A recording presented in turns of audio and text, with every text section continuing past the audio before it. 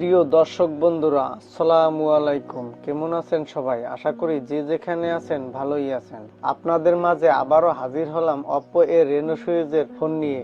আর আপনারা জানেন Oppo এর Reno সিরিজের ফোনগুলো অত্যন্ত চমৎকার এবং দুর্দান্ত হয়ে থাকে এবং Oppo এর Reno সিরিজের ফোনগুলো অনেকটাই জনপ্রিয়।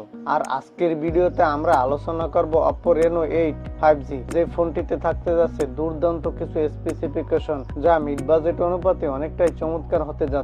তো চলুন তাহলে জেনে নেই আজকের এই Oppo Reno 8 সিরিজের ফোনটির কি কি স্পেসিফিকেশন থাকতে যাচ্ছে। প্রথমে আমরা আলোচনা করব এই ফোনটির আউটলুক এবং বিল্ড কোয়ালিটি নিয়ে। ফোনটির বডি ফ্রেম হবে প্লাস্টিক বিল্ড এবং ব্যাক সাইডে থাকতে যাচ্ছে plastic polymer but glass finishing এবং ফ্রন্ট সাইডে থাকছে গ্লাস ফন্ট। ফোনটি পাওয়া যাবে দুর্দান্ত মানের 3টি কালার ভেরিয়েন্টে।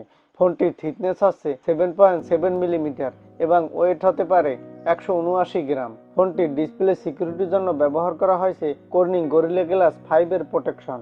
এছাড়াও ফোনটির নিচের দিকে থাকতে যাচ্ছে ইউএসবি টাইপ সি পোর্ট, পাশেই থাকছে ডুয়েল সাউন্ড স্পিকার। এছাড়াও এই ফোনটিতে ইনবিল্ট ব্যবহার করা হয়েছে লিথিয়াম পলিমার 45 mAh এর ব্যাটারি এবং ফাস্ট চার্জার হিসেবে দেওয়া হয়েছে 80 ওয়াটের একটি ফাস্ট চার্জার, যে চার্জারটি থেকে এই ফোনটি 15 মিনিটে ফুল চার্জ করতে পারবেন। এছাড়াও ফোনটির হাই সিকিউরিটির জন্য ব্যবহার করা হয়েছে ইন ডিসপ্লে ফিঙ্গারপ্রিন্ট সেন্সর। তাছাড়া ফোনটির ব্যাক সাইডে ব্যবহার করা হয়েছে ট্রিপল ক্যামেরা সেটআপ এবং ফ্রন্টে থাকছে মিডল পাঞ্চল কাটিং সেলফি ক্যামেরা। তো লুক ও বিল্ড কোয়ালিটির দিক থেকে মিড বাজেটের ফোন হিসেবে এই ফোনটি একটি চমৎকার মানের ফোন হতে যাচ্ছে। এই ফোনটিতে ডিসপ্লে হিসেবে ব্যবহার করা হয়েছে 6.43 ইঞ্চি মাপের ফুল এইচডি প্লাস রেজুলেশনের 90 হার্টজের ওএলইডি প্যানেল, যার রেজুলেশন হবে 1080x2400 পিক্সেল এবং pixel density 409 PPI with ratio 20:9 ratio. থাকছে মাল্টিটাস্ক ফিচার, যার ফলে একই সাথে অনেকগুলো অ্যাপ অ্যাক্টিভ রাখতে পারবেন। এই ফোনটিতে ব্যাক সাইডে ব্যবহার করা হয়েছে ট্রিপল ক্যামেরা সেটআপ, যার প্রাইমারি শুটার হচ্ছে 50 মেগাপিক্সেল। এরপর রয়েছে 2 মেগাপিক্সেল একটি ম্যাক্রো ও 2 মেগাপিক্সেলের ডেপথ সেন্সর। আমার কাছে মনে হয় Oppo এর Reno সিরিজের এই ফোনটিতে ক্যামেরা কোয়ালিটি আরো একটু ডেভেলপ করলে ভালোই হতো। যদি এখানে 2 মেগাপিক্সেলের ম্যাক্রো এর পরিবর্তে 5 মেগাপিক্সেলের টেলিফটো লেন্স দিয়ে নিয়ে আসতো অথবা 5 মেগাপিক্সেলের ম্যাক্রো লেন্স দিয়ে নিয়ে আসতো তবে আরো চমৎকার হতো। ফোনটির ব্যাক সাইডের ক্যামেরা থেকে ফুল এইচডি প্লাস রেজুলেশনের 1080 পিক্সেলের 30 fps এর ভিডিও রেকর্ড করার সাপোর্ট পেয়ে যাবেন। এছাড়াও ব্যাক সাইডে থাকতে যাচ্ছে ইআইএস, যাতে আপনি নড়াচড়া করা অবস্থায় দুর্দান্ত প্রিমিয়াম স্টাইলিশ ভিডিও রেকর্ড করতে পারবেন। ফোনটির সেলফি ক্যামেরা হিসেবে ব্যবহার করা হয়েছে 32 মেগাপিক্সেল একটি সেলফি ক্যামেরা।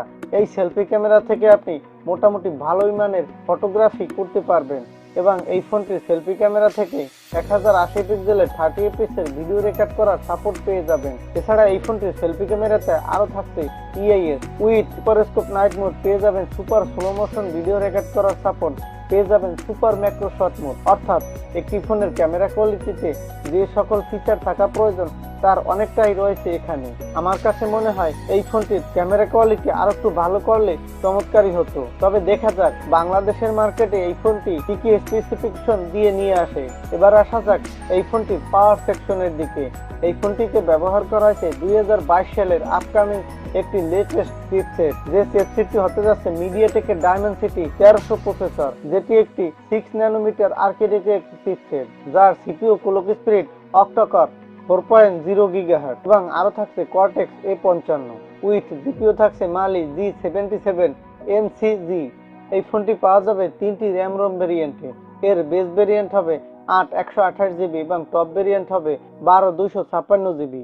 মিড বাজেটের ফোন হিসেবে এই ফোনটির পারফরমেন্স পেয়ে যাবেন বেশ চমৎকার। এখানে আপনি বড় বড় হাই সেটিংসের গেম ও সফটওয়্যার স্মুথলি অনায়াসে প্লে করতে পারবেন এবং পারফরমেন্সও পাওয়া যাবে বেশ চমৎকার।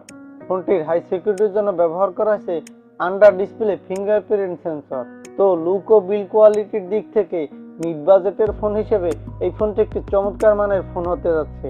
এই ফোনটি আর কিছুদিনের মধ্যে লঞ্চ হতে পারে এবং ফোনটির প্রাইস হবে ইন্ডিয়ান মার্কেটে 8 128 জিবি ভেরিয়েন্টটি 29,000 রুপি এর আশেপাশে, যেটি বাংলাদেশ মার্কেটে অফিসিয়ালি এবং আনঅফিসিয়ালি পাওয়া যাবে 35 থেকে 40,000 টাকার মধ্যে এবং টপ ভেরিয়েন্টটি পাওয়া যাবে ইন্ডিয়ান মার্কেটে 35,000 রুপি এর আশেপাশে, যেটি বাংলাদেশ মার্কেটে অফিসিয়ালি পাওয়া যাবে 50,000 টাকার এর আশেপাশে।